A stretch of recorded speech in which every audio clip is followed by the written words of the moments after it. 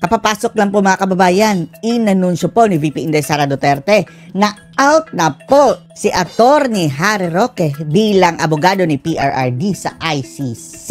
Yan po ang sinabi talaga ni VP Inday Sara Duterte. Eager na eager pa naman po etong si Attorney Roque mga kababayan sa makatuwid. Ito pa ang ginamit niyang isa sa mga dahilan kung bakit nag-apply siya ng asylum sa Netherlands mga kababayan. Pero ngayon, hindi na po siya kasali sa mga abogado ni PRRD. At mayroon pong dahilan ang kampo ni na PRRD at VP Sara niyan mga kababayan. Panoorin niyo po. Si Attorney Harry Roque po, hindi po kasama. So far, hindi siya kasama. Sayang no, magaling sana si Roque mga kababayan no.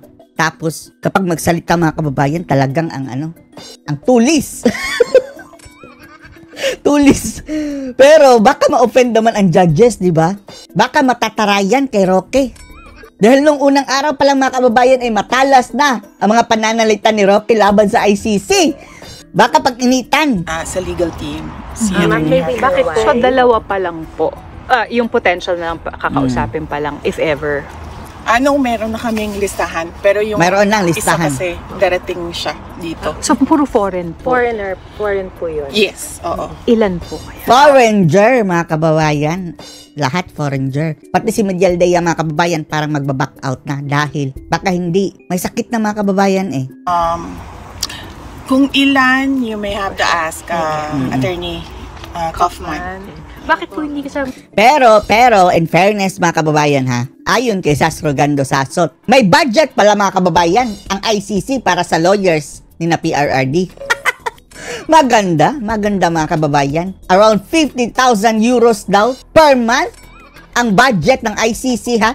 Binigay kay PRRD para para sa mga lawyers niya. Nasa 3 million pesos po rin daw yan mga kababayan. So hindi kailangang mag-alala ni na PRRD at VP Sara sa gastos. Pero kung walang panggastos mga kababayan, handa tayong mag-ambag-ambag para sa abogado ni PRRD. Sabihin mo lang Sara kung saan ay bibigay. Pupunuin natin yan. Bank accounts dyan baka. Yan naman ang gagamitin ng mga bangag no na dahilan para ma-impeach si Sara. Si Attorney Roque? Sayang si Roque. Well, because hindi pa kasi na-establish kung ano yung status basis ng pag-stay niya dito sa Netherlands. And we mahirap rin kasi mga kababayan, baka hindi mag-grant ang kanyang amnesty. Baka pauwiin siya sa kasagsagan ng kaso mga kababayan. Mahirap na. At isa pa, inatake na niya mga judges. Oo. Sinabihan niyang hindi na patas. Baka pag-initan. Totoo naman, bias ang ICC mga kababayan na in the first place, bakit sila nag-issue ng warrant of arrest ng ganun-ganun na lang? After sabi ni Sastro Gando Sasot na mayroong tila communication ang gobyerno at saka ng ICC. Ano yan, tuntsabahan? Gusto namin nakatutok talaga yung lawyers doon sa kaso. And, Tama. Right now, I heard narinig applying namin for asylum and he publicly announced that already. So we want him to focus on his asylum. Paano kung makauwi lang si Tatay Digong? Maiiwan din dyan sa Netherlands, Roque.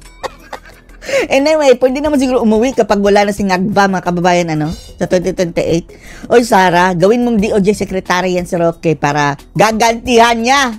Lintik lang ang walang ganti, mga kababayan. Itong mga, ginawa ng mga kabangagan dyan. Let Roque be your DOJ Secretary. Hindi naman sa paghihiganti, mga kababayan, Pero kailangan managot ng mga bangag Pananagutan yan, mga kababayan. Hindi yan paghihiganti, kundi pananagutan sa ginawa nila ngayong kabalbalan. And then we want our lawyers to focus on the case. Yun po yung ginagamit yung basis din to be able to get that asylum, sabi po niya. Yun pa naman. He can defend the former president. Yun pa naman ang ginamit. That is a matter that he has to discuss with former President Duterte. But right now, he's not nominated as a lawyer. Sayang! Gawin na lang yang parang official na spokesperson dyan. Kung ano ang mga update. Mas maganda yan mga kababayan dahil dati na siyang spokesperson ng PRRD Binisita ngayong araw ni VP Sara Duterte ang kanyang amang si dating Pangulong Duterte sa ICC. At alam nyo ba mga kababayan, gusto na talaga ni PRRD na umuwi na si Inday Sara Duterte sa Pilipinas. Baka nangamba si PRRD mga kababayan baka kung mayroong pinaplano ang mga bangag at idadamay si Sara at aarestuhin din siya. Automatic na kababayan na maaaresto dyan. Sa ngayon, nakafocus daw sila sa mga abogadong hahawak ng kanilang kaso. At live mula sa The Hague, Netherlands, sa frontline ng balitang yan si Gretchen Ho. Gretchen, kamusta na ang binubuong legal defense? Isa ito sa mga mga bias media na nandun mga kababayan ngayon. Na grabe. Parang kinukuyog talaga nila mga kababayan yung puti na abogado ni PRRD. Sana walang twisting dyan sa mga balita niyo. Ni dating Pangulong Duterte. Bok, Mayan, ito nga kalalabas lamang ng Vice Presidente mula sa pakikipagtulong sa dating presidente sa loob ng ICC Detention Facility. Isang oras ang tinagal ng bisitang yan. At malinaw na pinaplansya ng bise ang kanilang defense team at busy siya doon. Sinabi niya bukod kay Attorney Nicholas Kaufman ay may... Nicholas! Ano bang sumpayang Nicholas na pangalan mga kababayan? Hanggang dyan ba naman sa Netherlands, didikitan si Pangulong Digong ng pangalang Nicholas? Sa Pilipinas, Nicholas Torre. Doon sa Netherlands mga kababayan, ang abogado niya, Nicholas Kaufman. Sabi sa ibang abogado, napawang mga dayuhan, foreigner, itong mga kukunin nilang mga lawyer. At isa po rin daw sa mga dahilan ng kababayan ay kumuha sila ng mga abogadong mayroon ng experience kung paano i-handle yung mga kaso sa ICC. Dahil si Roque mga kababayan, wala pa po siyang experience dyan. Although, capable po si Roque mga kababayan ha. Gayon pa man, hanging in the balance ang kanyang estado dyan mga kababayan. Malay mo, pauwiin siya at hindi siya bibigyan ng asylum at pa-i-expire na kanyang visa. At kapag napapayag na sila, ay aatras si Executive Secretary Salvador Medialdea dahil ang sabi ng bise ay gusto nila na maraming experience dito sa ICC. Maraming experience. Nabanggit din ni Vice President Sara Duterte na hindi parte si dating spokesperson Harry Roque dito sa defense team dahil nga sayang komplikasyon at meron pang mga inaasikaso si Attorney Roque sa kanyang pananatili dito sa Netherlands. Gusto nila na mag-focus na lang daw siya sa kanyang asylum request at kung pipilitin niya na maging parte nitong defense team, kailangan daw makausap ni Attorney Roque ang dating Pangulo. But for now, he is not nominated as legal counsel. Narito ang pahayag ng bise. Sayang, no? Once maayos na yung team for ICC, magwi-withdraw si Attorney Medialdea kasi meron lang... Kawawa rin si Medialdea mga kababayan, sinugod sa ospital. Tapos, narinig nyo yung nag-live yung isa OFW mga kababayan. Tapos nahagip yung chismax ni na Maris Umali ng GMA. Tinawag na gurang, matanda. Tinawag na matanda mga kababayan si Medialdea. Nung nakita daw sila, bigla daw pumikit. Dahil ayaw kayo makita ni Medialdea Intrigera kayo para hindi na kayo makapag-interview. Tapos sabi ni Maris Umali mga kababayan, yung matanda, nang nakita kami, biglang pumikit ang mata. Limited na mga slots for lawyers. And we want all the lawyers on board na merong ICC experience. Sayang na si Roque.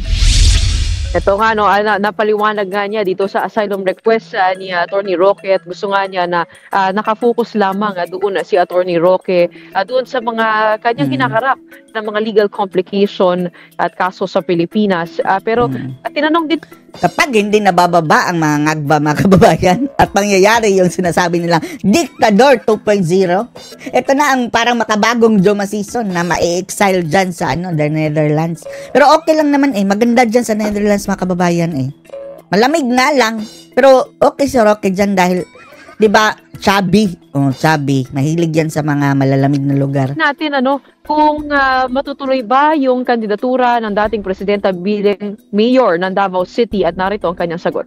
Tuloy po yung pagiging mayor ni natural President.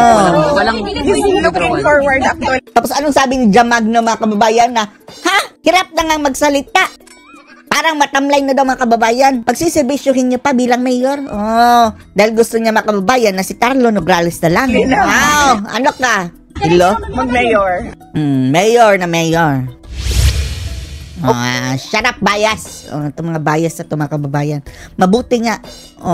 Akala siguro nila celebrity sila dyan, mga kababayan eh. Asar ang mga kababayan natin, mga OFW dito sa mga bias media dyan, mga kababayan. So anong masasabi nyo dito, mga kababayan, na hindi na po daw si Roque kasali sa mga legal team ni PRRD? Post your comments below.